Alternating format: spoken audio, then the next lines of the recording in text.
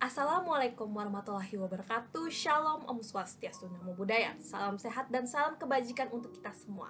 Halo teman-teman semua, nama saya Fauzia Manta. Saya adalah mahasiswi dari Fakultas Hukum Universitas Tarumanegara dengan NIM 205190203. Di video hari ini saya akan memaparkan terkait dua materi, yaitu yang pertama adalah tindak pidana ITE dan yang kedua adalah tindak pidana perbankan.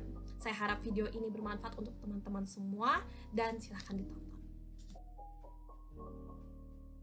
Tindak pidana ITE atau dikenal juga sebagai cybercrime itu berasal dari dua rangkaian kata, yaitu cyber dan crime. Cyber itu berarti maya dan crime itu berarti kejahatan. Nah, kata cybercrime itu sendiri itu adalah bentuk tindak kejahatan yang berada di dunia maya.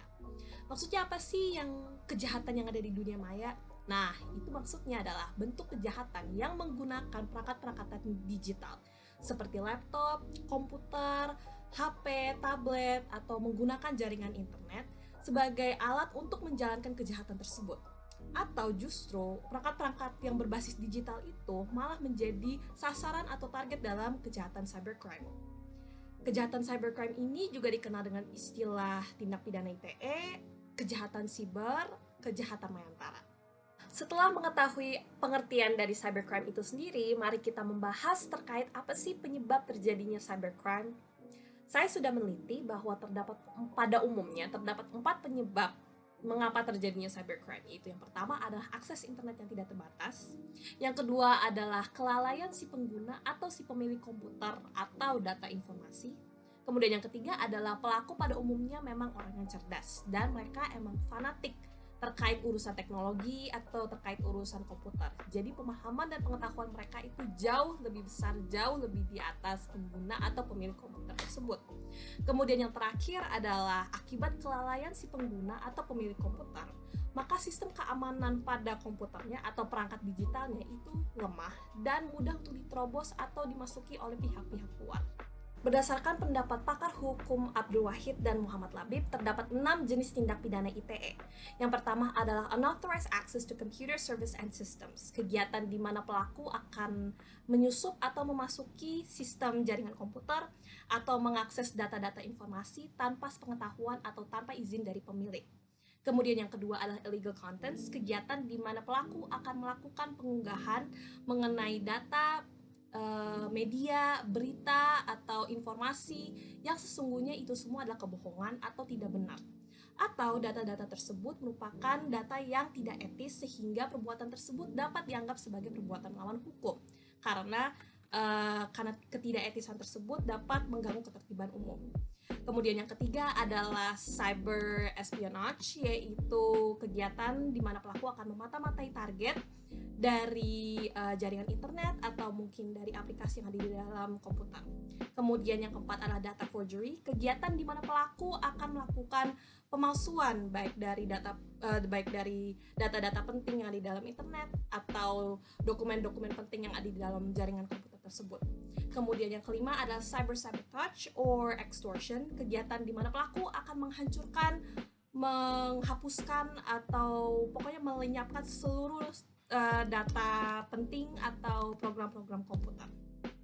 Kemudian yang terakhir adalah offense against intellectual property, kejahatan yang ditujukan terhadap hak atas kekayaan intelektual yang dimiliki pihak lain di internet. Contohnya adalah permasalahan plagiat terkait terhadap karya orang lain, seperti plagiat terhadap karya musik orang atau terhadap artikel atau terhadap puisi dan sebagainya. Setelah mengetahui pengertian, jenis, dan penyebab dari cybercrime, mari kita membahas terkait penegakan hukum terhadap cybercrime atau tindak pidana ITE yang ada di negara Indonesia. Di Indonesia, peraturan perundang-undangan yang mengatur terkait tindak pidana ITE atau cybercrime itu adalah Undang-Undang Nomor 11 Tahun 2008 tentang Informasi dan Transaksi Elektronik, sebagaimana telah diubah dengan Undang-Undang Nomor 19 Tahun 2016. Saya akan memaparkan 5 contoh perbuatan yang diatur dalam UU ITE beserta sanksi bagi pelakunya. Contoh pertama yang akan saya paparkan adalah pertama tindak pidana perjudian yang diatur pada pasal 27 ayat 2 Jo pasal 45 ayat 2 UU ITE. Pasal ini menyebutkan bahwa siapapun yang mendistribusikan dan atau membuat informasi atau dokumen elektronik yang bermuatan perjudian akan dipidana dengan pidana penjara paling lama 6 tahun dan atau denda paling banyak 1 miliar rupiah.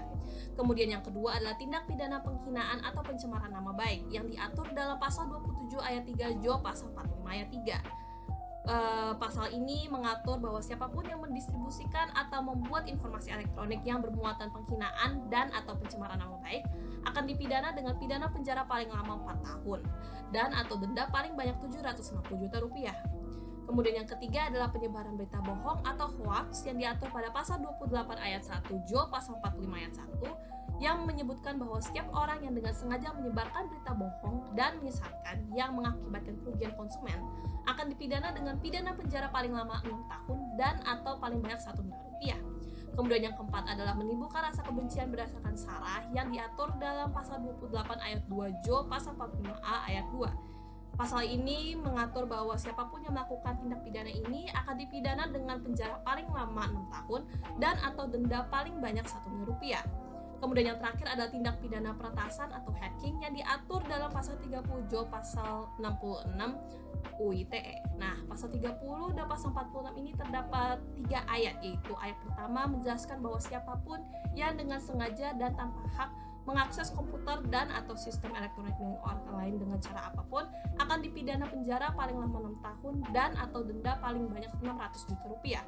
Kemudian pada ayat 2 dia menjelaskan bahwa siapapun yang mengakses komputer dan atau sistem elektronik dengan cara apapun dengan tujuan untuk memperoleh informasi dan dokumen elektronik yang ada dalam komputer tersebut akan dipidana penjara paling lama 7 tahun dan atau denda paling banyak 700 juta rupiah. Kemudian yang terakhir yaitu ayat 3 menjelaskan bahwa siapapun yang dengan sengaja mengakses komputer dan atau sistem elektronik dengan cara apapun dengan melanggar atau menerobos atau melampaui atau menjebol sistem pengamanan akan dipidana penjara paling lama 8 tahun dan atau denda paling banyak 800 juta rupiah. Berakhir sudah materi pertama kita yaitu tindak pidana UITE. Sekarang kita akan lanjut pada materi kedua yaitu tindak pidana perbankan. Tindak pidana perbankan yang disebut juga sebagai banking crimes itu merupakan kejahatan-kejahatan yang dilakukan oleh bank. Di video hari ini saya akan memaparkan 4 jenis tindak pidana perbankan. Yang pertama adalah tindak pidana perbankan yang berkaitan dengan rahasia bank. Yang kedua adalah berkaitan dengan pengawasan dan pembinaan bank. Yang ketiga adalah kegiatan usaha bank itu sendiri. Dan yang keempat merupakan tindak pidana yang berkaitan dengan pemegang saham. Yang pertama adalah tindak pidana yang berkaitan dengan rahasia bank. Menurut pasal 1 angka 28 Undang-Undang Nomor 8 tahun 1998 tentang perbankan, rahasia bank adalah segala sesuatu yang berhubungan dengan keterangan mengenai nasabah penyimpan dan simpanannya. Bank merupakan lembaga yang wajib untuk merahasiakan segala sesuatu yang berhubungan dengan nasabah penyimpan dan simpanan nasabah. Nah, akan tetapi terdapat pengecualian terhadap ketentuan rahasia bank yang diatur pada pasal 41, pasal 41A, dan pasal 42 di UU Perbankan yang meliputi 1. Untuk kepentingan perpajakan atas perintah tertulis dari pimpinan Bank Indonesia. Yang kedua, untuk menyelesaikan piutang bank yang sudah diserahkan kepada BUPLN atau PUPN atas izin pimpinan Bank Indonesia. Yang ketiga, untuk kepentingan peradilan perkara pidana atas izin pimpinan Bank Indonesia. Yang keempat adalah atas permintaan ahli waris yang sah dari nasabah penyimpan yang telah meninggal dunia. Ketentuan pidana mengenai pembocoran rahasia bank diatur dalam pasal 47 UU Perbankan yang mencetuskan bahwa siapapun yang dengan sengaja memaksa bank atau pihak terafiliasi untuk memberikan keterangan sebagaimana dimaksud diancam dengan pidana penjara sekurang-kurangnya 2 tahun dan paling lama 4 tahun serta denda sekurang-kurangnya 10 miliar rupiah dan paling banyak adalah 200 miliar rupiah. Yang kedua adalah tindak pidana yang berkaitan dengan pengawasan dan pembinaan bank. Undang-Undang Perbankan mengatur bahwa pembinaan dan pengawasan bank dilakukan oleh OJK atau Otoritas Jasa Keuangan.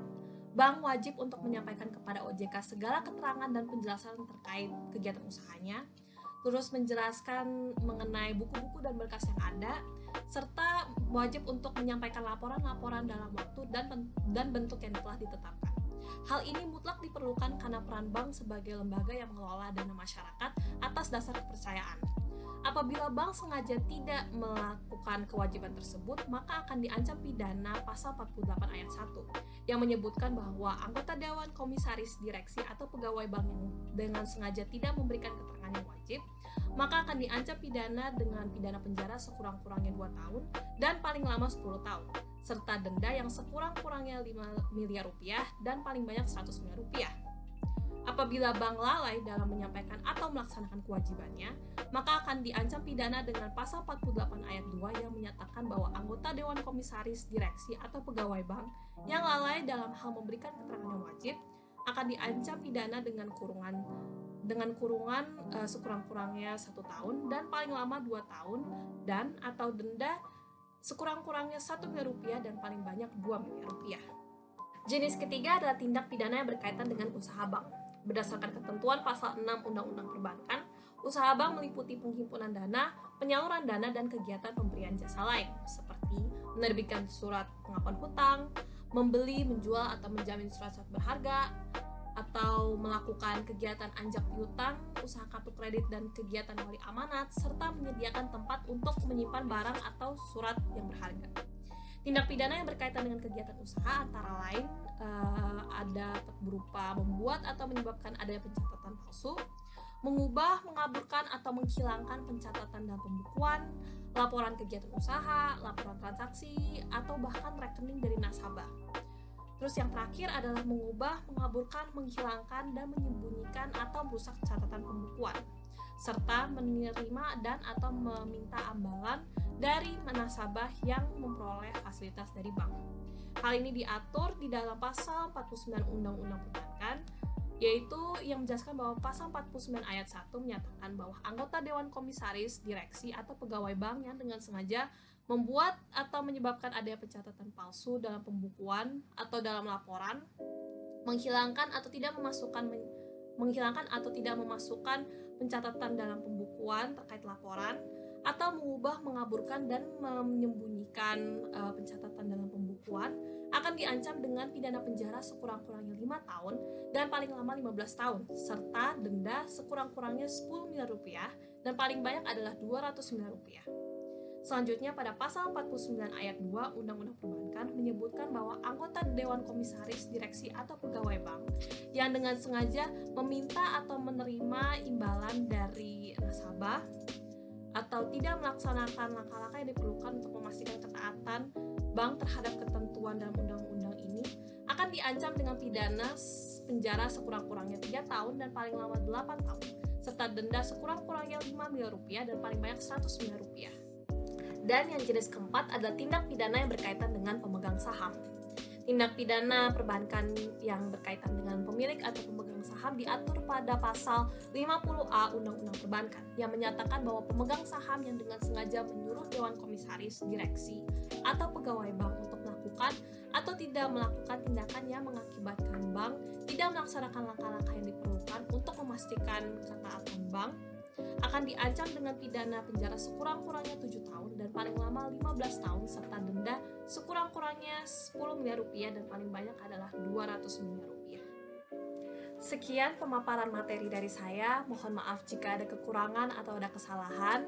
Saya harap video ini bermanfaat untuk para penonton dan terima kasih.